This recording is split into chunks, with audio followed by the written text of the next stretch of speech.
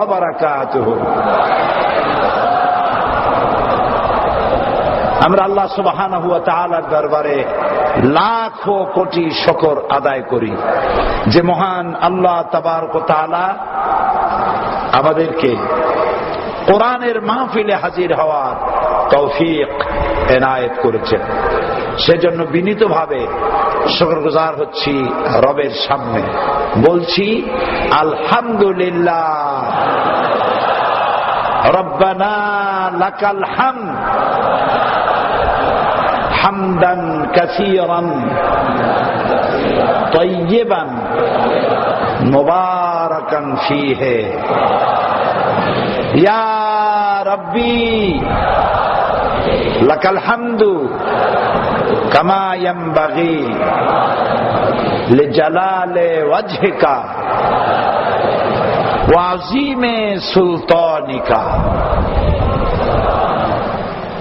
আল্লাহর শেখানো এবং তার রাসূলের শেখানো ভাষা দিয়ে আমরা আল্লাহ তাআলার শুকর আদায় করে নিলাম, আলহামদুলিল্লাহ।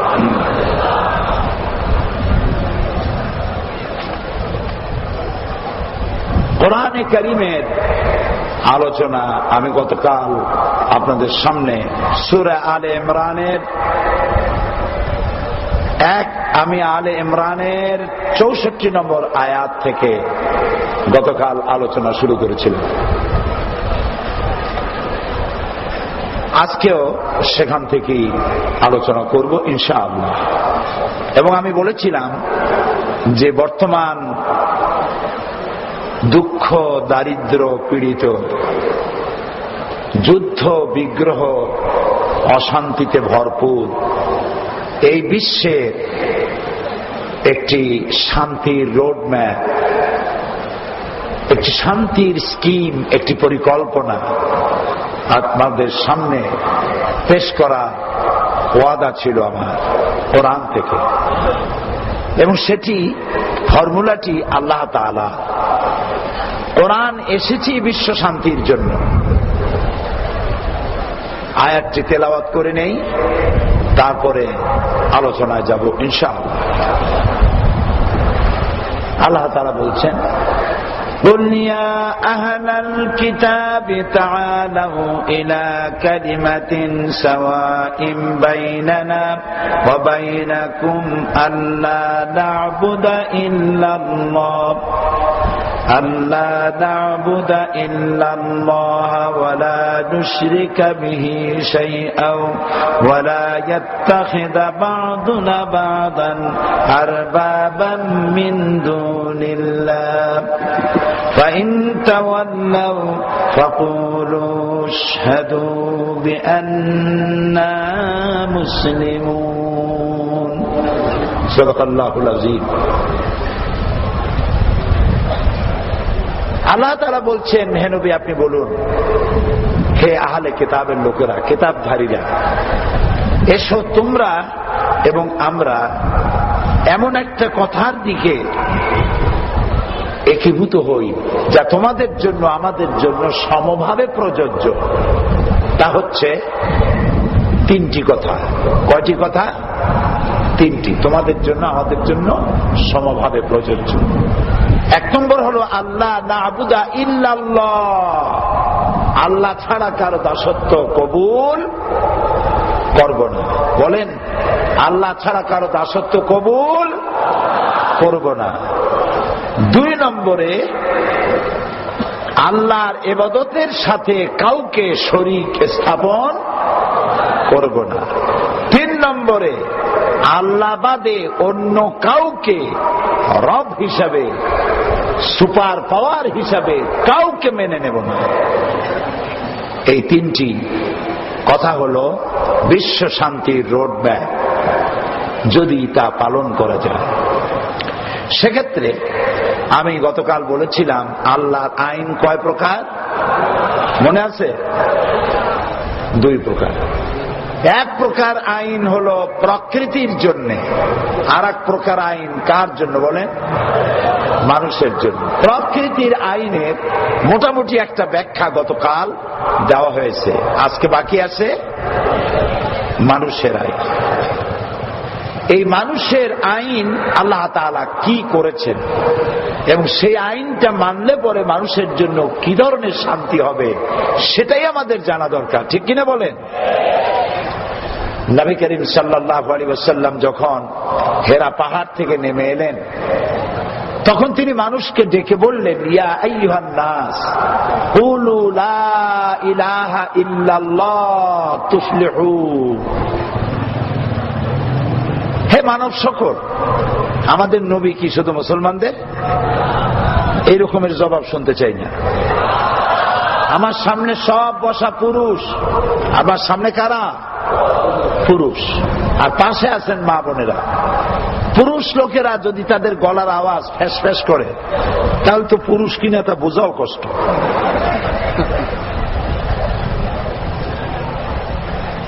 তো আল্লাহ তাআলা তার রাসূলকে দিয়ে একটা ডাক দেওয়ালেন।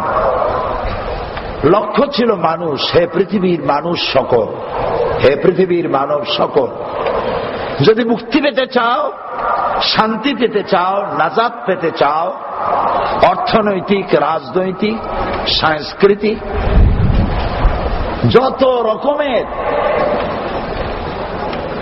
অশান্তি, দাসত্ব, এসব থেকে যদি মুক্তি পেতে চাও তাহলে বাঁচার একটা পথ, সেটা হলো বলো লা ইলাহা, জোরে বলেন লা ইলাহা ইল্লাল্লাহ তুফলিহু।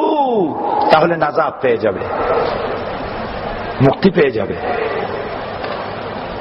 এই কথা নবী করিম সাল্লাল্লাহু আলাইহি ওয়াসাল্লাম দাওয়াত দিলেন বিশ্ব মানবতার, কারণ তিনি শুধু মুসলমানদের জন্য ছিলেন না, তিনি সকল মানব গোষ্ঠীর জন্য রাসূল ছিলেন। সুবহানাল্লাহ। আল্লাহ নিজেই বলছেন, কুল ইয়া আইয়ুহান নাসু ইন্নী রাসূলুল্লাহি ইলাইকুম জামিআ।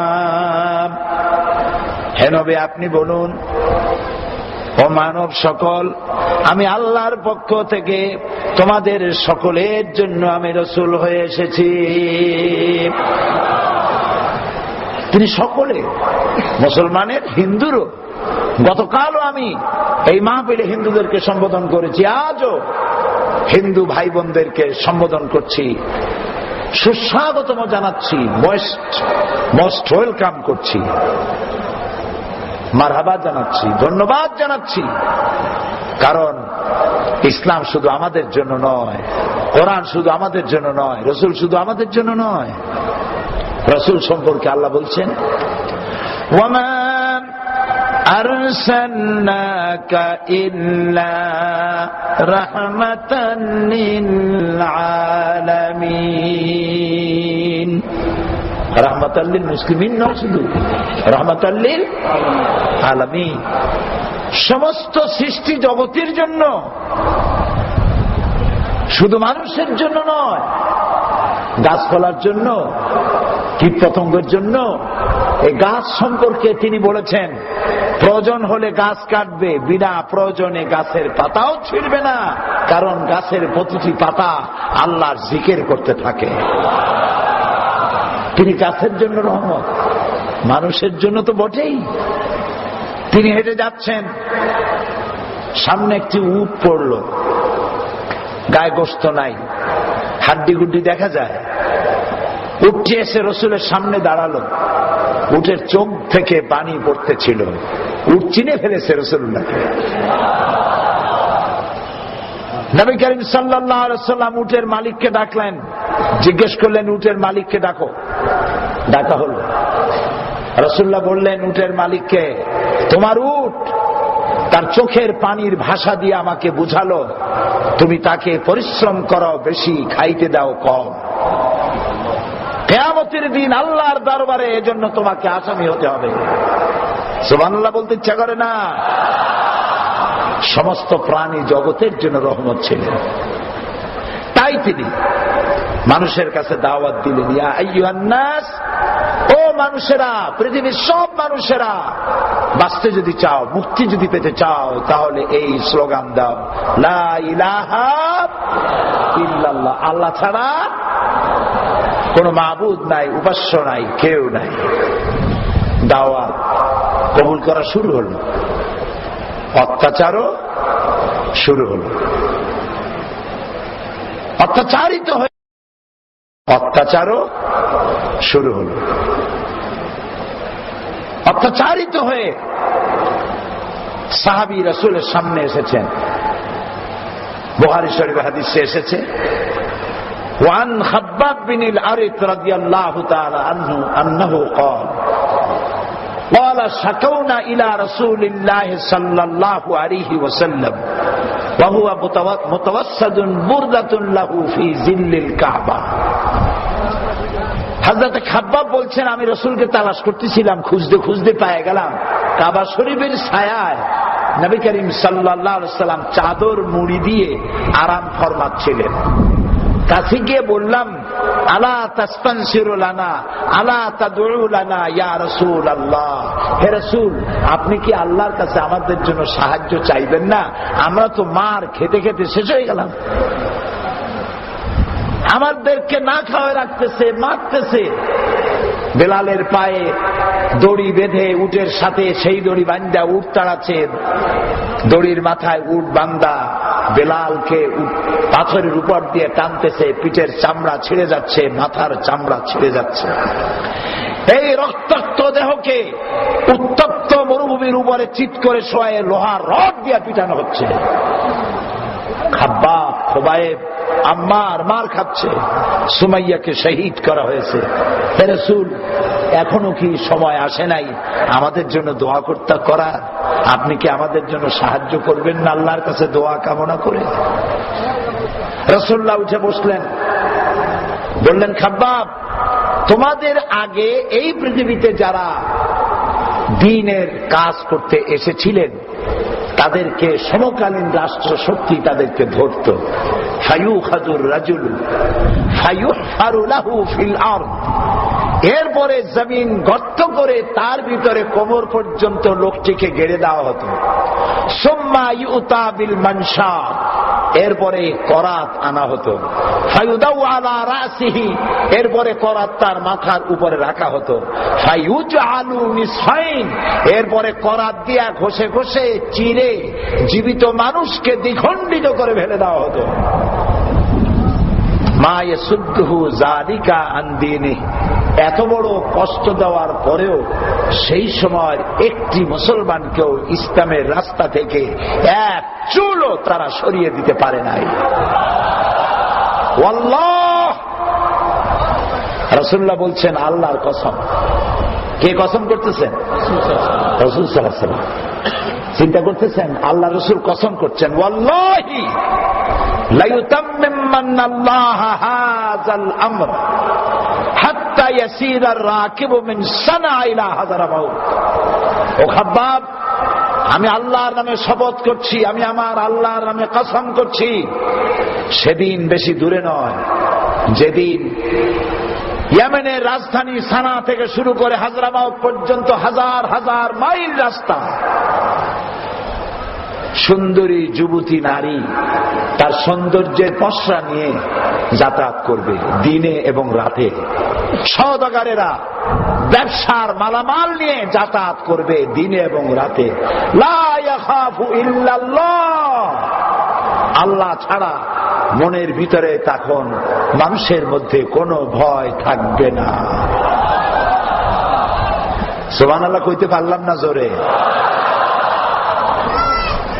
এরপরে রাসূলুল্লাহ বললেন, আবে যিবু আলা গানামি, তবে এটা ঠিক যে তোমাদের সাথে উট ভেড়া যদি থাকে তাহলে জঙ্গলি কোনো বাঘ আক্রমণ করতে পারে।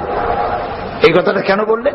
কারণ আল্লাহ এবং রাসূলের কথার মধ্যে কোনো ফাঁক থাকে না, ফাঁক বসাবার জায়গা নাই। আল্লাহ রাসূল শুধু যদি এইটুকু বলে ছেড়ে দিতেন লা ইয়াখাফু ইল্লাল্লাহ, আর পথে যেতে উট ছাগল ভেড়া যদি বাঘে এসে ধরে নিত তাহলে কথাটা তো কমপ্লিট হইতো না। রাসূলুল্লাহ বলছেন আল্লাহ ছাড়া কোনো ভয় নাই, বাঘের ভয় তো আছে। সেই জন্য আল্লাহর এবং রাসূলের কথার মধ্যে কোনো ফাঁক থাকে না। এক মৌলভী সাহেব, ইলম কালাম কম ছিল, ওয়াজ করতেন। তো তিনি ওয়াজ করার আগে একটা টেস্ট করে নিতেন যে কোনো আলেম আছে নাকি। যদি আলেম থাকে তাহলে বক্তৃতা সংক্ষিপ্ত হবে, সেই জন্য একটা টেস্ট করতেন। টেস্ট করতে গিয়ে তিনি একটা বিষয় বলতেন, প্রিয় ভাই সব, আমি আজকে আপনাদের সামনে একটি পাতা আর ওয়াজ করতে চাই। সে পাতা বড়ই বরকতপূর্ণ, বড়ই ফজিলতপূর্ণ।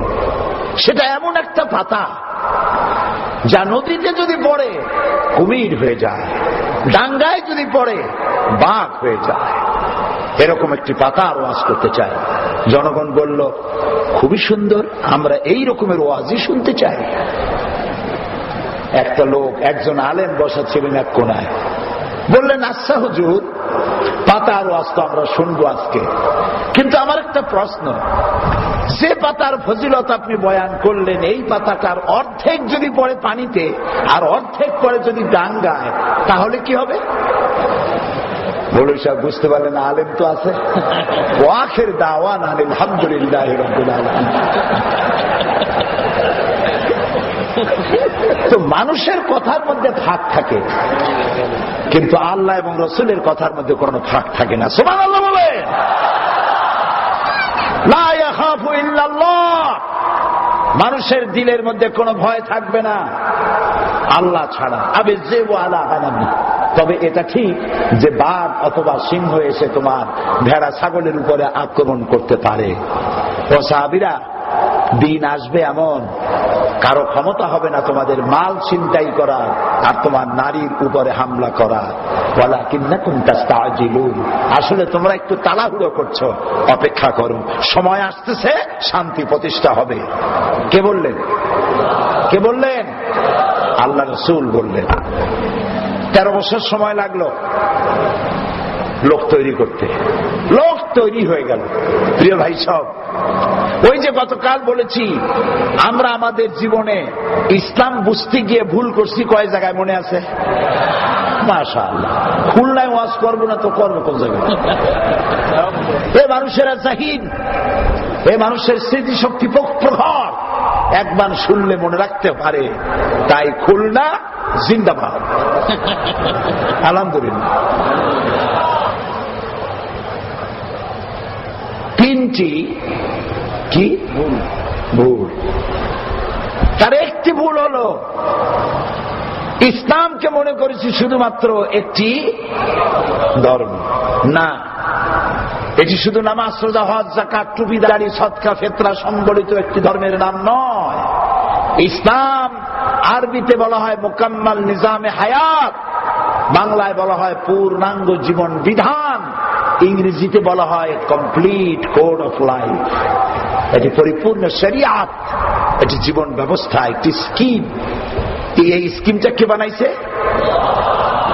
জোরে বলেন না, আবার বলেন। স্কিমটা আল্লাহর তৈরি করা। এখন আল্লাহর তৈরি করা স্কিমে শান্তি হবে না মানুষের তৈরি করা স্কিমে শান্তি হবে? কারটাই হবে? আল্লাহ রাব্বুল আলামিন ইসলাম নামক একটি স্কিম দিলেন আর বললেন, ইন্নাদ-দীনা ইনদাল্লাহিল ইসলাম। জীবন ব্যবস্থা হিসেবে আমার কাছে কেবলমাত্র পছন্দনীয় যে জীবন ব্যবস্থা, তার নাম ইসলাম। এটা আমার তৈরি করা। কার তৈরি করা? আল্লাহর তৈরি করা। আল্লাহর চাইতে মানুষের কল্যাণকামী আর কি কেউ আছে? বলেন, আছে? ওই যে বলছিলাম যে আজকে বলবো মানুষের জন্য আল্লাহর আইন। আইন মানবেন, শান্তি পাবেন। আইন মানবেন না, শান্তি পাবেন না। শর্ত হচ্ছে আল্লাহর আইন মানা। ওই দেখেন, আমার জাতির পিতাকে আল্লাহ বললেন। কে আমার জাতির পিতা? সন্দেহ আছে? বাংলাদেশে কিন্তু প্যাচ লাগছে। এই ব্যাপারে কোনো আপোষ নাই, কোনো কম্প্রোমাইজ নাই। পিতা একটা হওয়া ভালো, একটা হওয়া শুভ লক্ষণ না বেশি হওয়া শুভ লক্ষণ? বেশি হওয়া কি লক্ষণ? দারুণ কুলক্ষণ, ঘৃণার ব্যাপার। দুনিয়ার যে কোনো জাতি জাতির পিতা যারে খুশি তারে বানাতে পারে, কিন্তু মুসলমানেরা ইব্রাহিম আলাইহিস সালাম ছাড়া জাতির পিতা কাউকে মানতে পারে না। এ ব্যাপারে কোনো আপোষ নাই। খুলনাবাসীর আছে। আমার জাতির পিতা ইব্রাহিম আলাইহিস সালামকে আল্লাহ তাআলা বললেন আসলিম, সালাম।